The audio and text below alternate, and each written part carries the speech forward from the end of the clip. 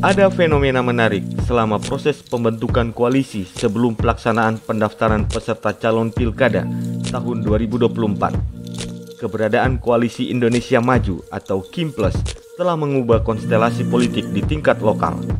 Banyak calon petahana yang tersisih bahkan gagal mencalonkan diri karena tidak kebagian tiket dari partai politik.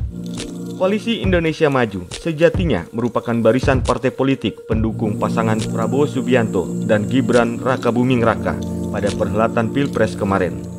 Partai yang tergabung dalam KIM antara lain Gerindra, Golkar, Demokrat, Partai Amanat Nasional beserta 4 parpol non-parlemen yakni PBB, Partai Gelora Indonesia, PSI, dan Partai Garuda. Namun, setelah proses Pilpres tahun 2024, terjadi upaya pemusatan kekuasaan di tangan Prabowo Gibran. Gagasan KIMPLES kemudian muncul. Partai non-pendukung Prabowo Subianto pun ikut bergabung. Partai-partai yang bergabung dengan KIMPLES antara lain Nasdem, PKB, dan PKS. Alhasil, hanya tersisa Partai Demokrasi Indonesia Perjuangan yang akan bertarung sendirian melawan KIMPLES. Tren KIMPLES ini berlanjut hingga Pilkada tahun 2024 dan kemudian berpengaruh terhadap proses pencalonan kepala daerah. Sejumlah petahana terancam gagal mencalonkan diri karena perbedaan visi dalam pencalonan kepala daerah dengan KIMPLES. Sebut saja Anies Baswedan, yang sebelumnya adalah petahana Gubernur DKI Jakarta, tidak memiliki harapan maju dalam pilkada tingkat provinsi. Sementara itu di tingkat kabupaten dan kota, beberapa kader Partai Golkar yang sejatinya masih muda gagal maju sebagai calon wali kota dan bupati karena KIMPLES memiliki calon lain di pilkada tahun 2024. Diko Ganinduto misalnya harus gagal maju sebagai calon wali kota Semarang. Begitu pula dengan Sekar Tanjung, putri politikus senior Golkar Akbar Tanjung yang harus mengubur mimpinya maju sebagai calon wali kota Solo. Berikut ini daftar petahana yang menjadi tumbal Koalisi Indonesia Maju atau KIMPLES. 1. Edi Rahmayadi di Sumatera Utara. Edi Rahmayadi nyaris tidak bisa mencalonkan diri sebagai calon gubernur Sumatera Utara karena mayoritas partai yang dulu mengusungnya memilih hengkang dan mengusung menantu Presiden Joko Widodo yakni Bobi Nasution. Pada pilkada tahun 2018 yang lalu, Edi Rahmayadi didukung oleh mayoritas partai parlemen. Beliau didukung oleh Gerindra, Golkar, Hanura, PKS, PAN, Nasdem, Demokrat, PKB, PBB, Perindo, hingga Garuda. Namun, semua partai yang dulu mendukungnya memilih menyeberang ke Bobi Nasution pada pilkada tahun 2024 ini. Beruntung, PDIP memiliki kursi yang cukup untuk mengajukan calon sendiri di pilkada Sumatera Utara. PDIP bersama Hanura kemudian mendaftarkan Edi Rahmayadi dan Hasan Basri ke KPU Sumatera Utara. Selain Edi, korban KIMPLES lainnya adalah sosok Musa Rajeksa alias Ijek, yakni mantan wakil gubernur Sumatera Utara yang gagal maju karena Golkar memilih Bobi Nasution dibandingkan dirinya. Bobi setelah keluar dari PDIP merupakan kader Gerindra. Yang kedua, Arinal Junaidi di Lampung.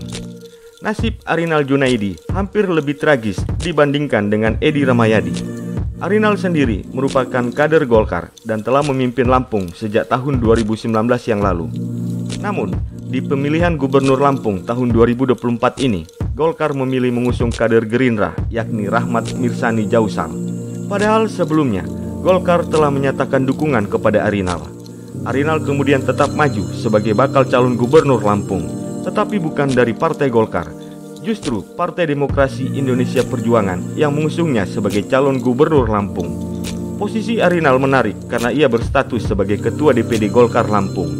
Namun, saat mencalonkan diri di Pilkada Lampung, ia justru maju menggunakan perahu dari PDIP. Yang ketiga, kasus Airin di Banten. Nasib Airin Rahmidiani hampir saja menyerupai Arinal. Beliau terancam gagal maju sebagai calon gubernur Banten karena Golkar memilih mendukung Andra Soni yang merupakan kader Gerindra. Airin kemudian mendapatkan angin segar setelah putusan Mahkamah Konstitusi nomor 60/PUU/22 Romawi/2024 yang membatalkan ambang batas 20%.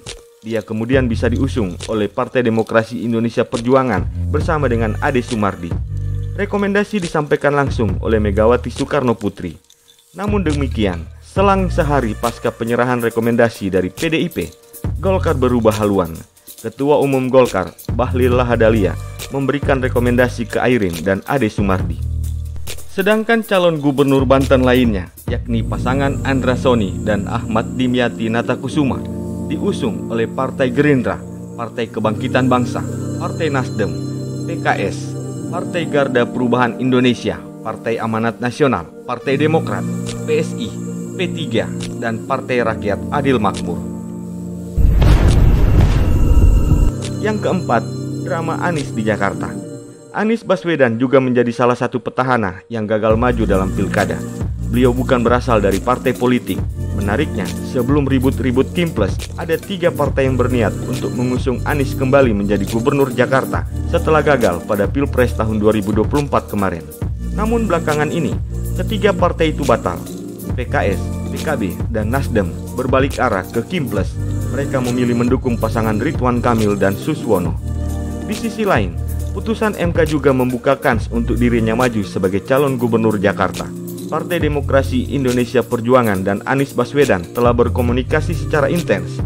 Anies bahkan telah mengunjungi kantor DPD PDIP Jakarta pada hari Senin tanggal 26 Agustus tahun 2024. Anies bahkan telah berada di kantor DPP PDIP. Namun menjelang siang hari, Anies tak kunjung dideklarasikan. Beliau gagal maju sebagai gubernur DKI Jakarta. Kelima, kasus Isra Nur di Ibu Kota Negara Nusantara atau IKN. Isra Nur juga mengalami nasib yang sama. Beliau adalah politikus Nasdem.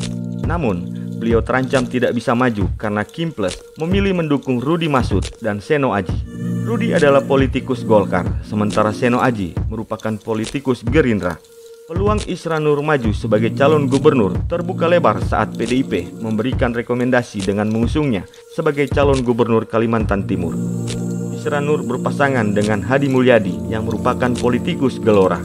Pasangan Isran dan Hadi juga didukung oleh partai pemilik kursi parlemen, yakni Demokrat.